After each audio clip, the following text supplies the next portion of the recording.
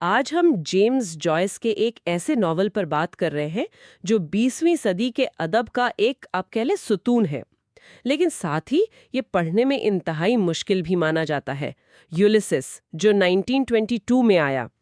ہمارے پاس اس پر ایک تفصیلی تنقیدی جائزہ موجود ہے، اور آج اس گفتگو کا مقصد ہے کہ اس پیچیدہ کتاب کی گہرائی میں اتریں اور سمجھیں کہ آخر اس میں ایسی کیا خاص بات ہے۔ بالکل۔ یولیسس بلا شبہ مغربی ادب کی ایک بہت ہی اہم کتاب ہے، اس میں کوئی شک نہیں۔ مگر ہاں، یہ بھی سچ ہے کہ جب سے یہ شائع ہوئی ہے تب سے لے کر آج تک اس پر بہت بحث ہوتی رہی ہے۔ کہانی سننے میں تو بہت سادہ لگتی ہے۔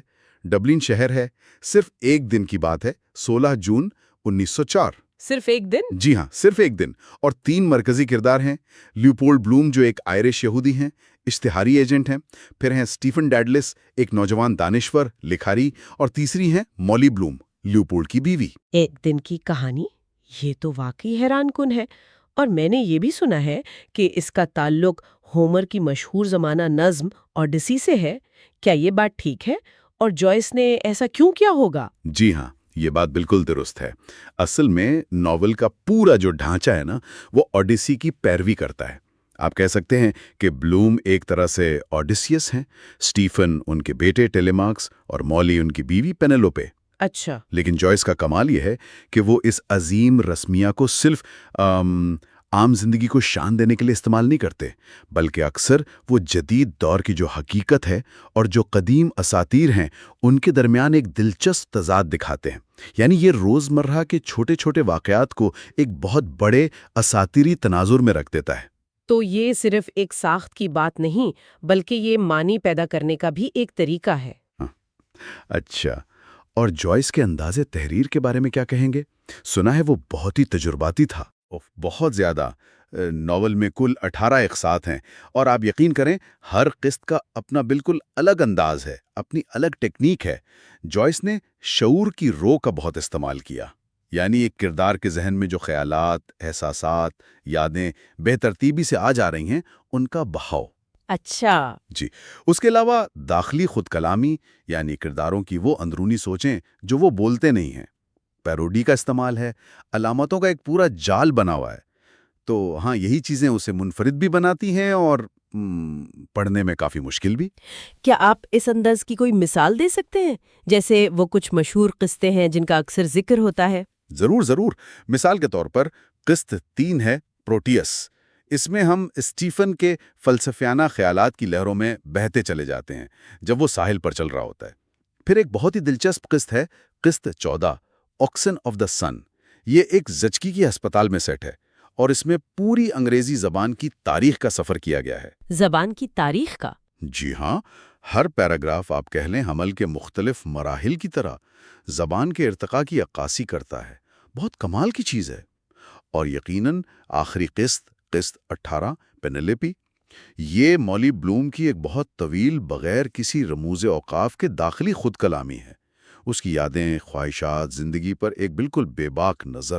یہ تکنیکی مہارت تو واقعی حیران کن ہے، لیکن کیا یہ صرف انداز کا کمال ہے، یا ان تکنیکوں کا ناول کی جو بنیادی خیالات ہیں ان سے بھی کوئی گہرا تعلق ہے؟ نہیں، بہت گہرا تعلق ہے۔ یہ ٹیکنیکیں صرف دکھاوے کے لیے نہیں ہیں۔ جوائس ان کے ذریعے شناخت، یادداشت، انسانی نفسیات، ان سب کی پیچیدگیوں کو کھنگالتا ہے۔ لیوپولڈ بلوم کا کردار بہت اہم ہے۔ وہ کوئی روایتی ہیرو نہیں ہے، بلکہ جدید دور کا ایک عام سا خامیوں بھرا انسان ہے جو اپنی روزمرہ کی جدوجہد میں لگا ہوا ہے۔ اور کیونکہ وہ یہودی پس منظر سے ہیں تو آئرش معاشرے میں ان کی جو بیگانگی ہے، تعلق کی جو تلاش ہے، یہ موضوع بھی بہت اہم ہے۔ اور زبان خود بھی ایک موضوع بن جاتی ہے نا؟ بالکل۔ جوائس زبان کی طاقت کو بھی دکھاتا ہے اور اس کی حدود کو بھی۔ وہ الفاظ سے کھیلتا ہے، نئے الفاظ بناتا ہے، اور یہ سوال بھی اٹھاتا ہے کہ کیا زبان واقعی حقیقت کو پوری طرح بیان کر سکتی ہے؟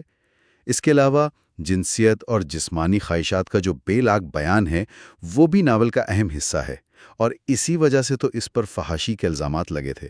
ہاں، میں نے سنا تھا اس پر پابندی بھی لگی تھی۔ جی ہاں، امریکہ اور برطانیہ میں ابتدائی طور پر اس پر پابندی لگی۔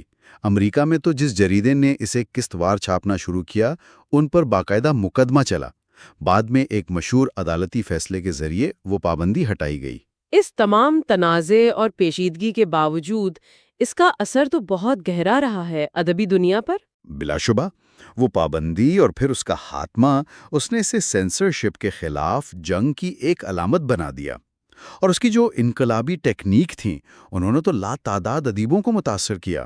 William Faulkner, Virginia Woolf, Samuel Beckett, بہت لمبی فہرست ہے۔ اور آج بھی ہر سال 16 جون کو دنیا بھر میں بلومز ڈے منایا جاتا ہے۔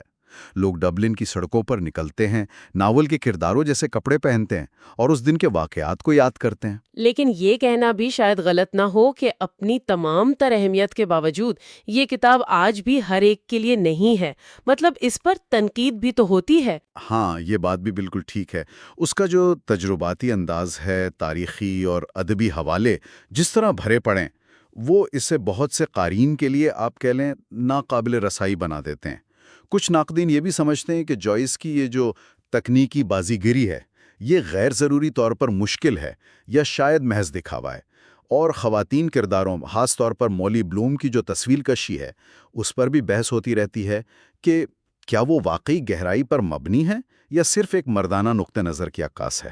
تو خلاصہ یہ ہے کہ یولیسز ایک ایسی ادبی مہم جوئی ہے جس نے واقعی ناول کی جو حدود تھیں انہیں وسیع کیا۔ اسے سمجھنے کے لیے وقت، توجہ اور شاید تھوڑی ہمت بھی چاہیے۔ یقیناً یہ ادب پر ایک انمٹ نشان چھوڑ گیا ہے۔ انسانی تجربے کی جو وسعتیں ہیں، جو گہرائیاں ہیں، ان کی ایک بہت ہی پیچیدہ تصویر پیش کرتا ہے۔